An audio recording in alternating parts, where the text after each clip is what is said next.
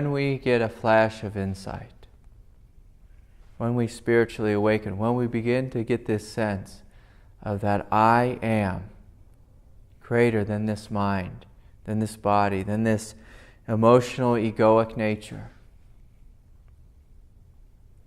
We may get this on retreat, or yes, like you said, in here, and then we lose it when we walk out the door. Why is it that we lose it? Why is it that we lose touch with this space of awakening? It's because we do not value the truth. That's first. And secondly, it's because our mind is persistent. So with these two forces of not valuing the truth and our mind continually coming forward with a new thing that we should be chasing or attached to or desiring or whatever it is. But this space of truth is always here. It's a matter of choice. What are your choices every day? Where are you choosing to place your attention? If you place your attention on the truth, on the experience of being vast, spacious, and free, well, that stabilizes. But as soon as you take your attention away from that and put it on something else, well, then we get lost in whatever that other thing is. You know, it's interesting because, I was teaching at this yoga festival, and I noticed that there was, everyone was feeling alive, vibrant. And then you could just see it in people's eyes that they were just living in reality. They'd take a class and they would open into something incredible. Their heart would be pouring love. They'd feel peace and at ease in their body. They'd feel spaciousness in their consciousness. And as soon as the class was over, boom. And they'd say, let's run and get a Starbucks. Let's run and get a coffee. They pick out their schedule and they start looking, okay, what's going to be my next class that I'm going to rush to? And as soon as they picked up and started going into the future, desiring a coffee and chasing after a coffee, they had awoken to this experience of radiance, of spaciousness. And as soon as they walked out the door, they put it down and picked up their schedule, said, I need to get to this. Oh, look, there's a class on hip openers. Oh, I think I really need that because I need to be more flexible than I already am. And it becomes silly, the things we chase after. It's like God, life, awakens us to something incredible. We get this flash of insight. Like you said, when you're here, begin to experience your true nature. And then as soon as we walk out the door, we chase something else. And so to stay awake, you must value the truth above all else. You must value the truth. You must value reality. And by reality, I mean what's here right now. In any moment. And you look to your direct experience.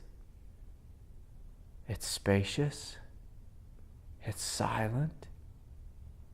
It's radiant and alive. Hell, this morning I was telling you about the story of how there was this mountain lion maybe 100 feet from me. And I was walking along. And I noticed the radiance, the aliveness, the rustle in the bushes as the mountain lion leapt. And I stayed in the truth.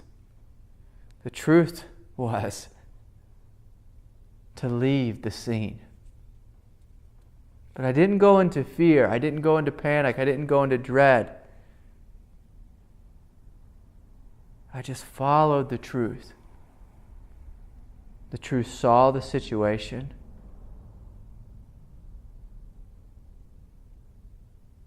And then it acted from truth. Go back home. Keep moving. So I stayed in the truth. Stayed in the truth.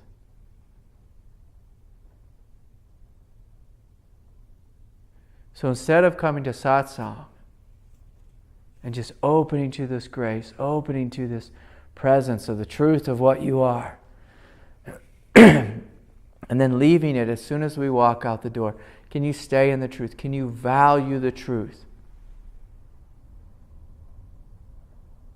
Can you value it above all else? And the beautiful thing about the truth is, it's always here, it's always present. If you choose to step into ego, you can also choose to step right out of it. The truth does not punish you. It doesn't say you messed up. It doesn't say you can't have me any longer. The truth is eternally here. It's like God. It's the presence of God. Truth and God are one. If you want God, open your heart. God doesn't care if you're a sinner, a liar, a cheat, a murderer, if you're the worst person on the planet. God says, open your heart to me, and I am here. Open your heart to me, and you will discover that I am you. You am I. We are one. To stay in the truth, to live in the truth, it's a choice. To stay awake is a choice. Once we've made that choice enough, the choice becomes natural. It just becomes a way of being. When we step out of the truth, it becomes so painful, it hurts so bad, that the choice becomes easy to step back into it. I can't tell you how many times I've fallen on my face when I've stepped out of truth. And then truth welcomed me right back in. And when you come home to truth, it feels like home. You feel whole. You feel complete. You don't feel inwardly divided in that hell, like you're in some hell world. You feel wonderful, awake, vibrant. And so it's this eternal invitation. Choose truth and you will stay awake. Choose ego and you will stay asleep. We all have this choice. Again and again and again.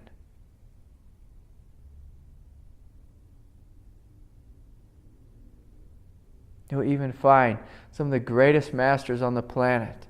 They get caught with their pants down because they chose to step out of truth. And people think, well, that teacher is just, they're no good. They may be no good if they keep choosing to get themselves in trouble.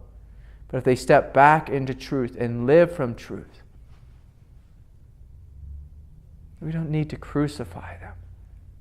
We can see they are human, just like us. They live in an evolutionary world, just like us. And so if you're the greatest guru and you make a mistake, if you're the worst scoundrel on the planet and you've made millions of mistakes, the truth is just a few steps away. And it's eternally waiting for us to wake up and to live from this beauty. Live from this movement of intelligence. Live from this movement of grace.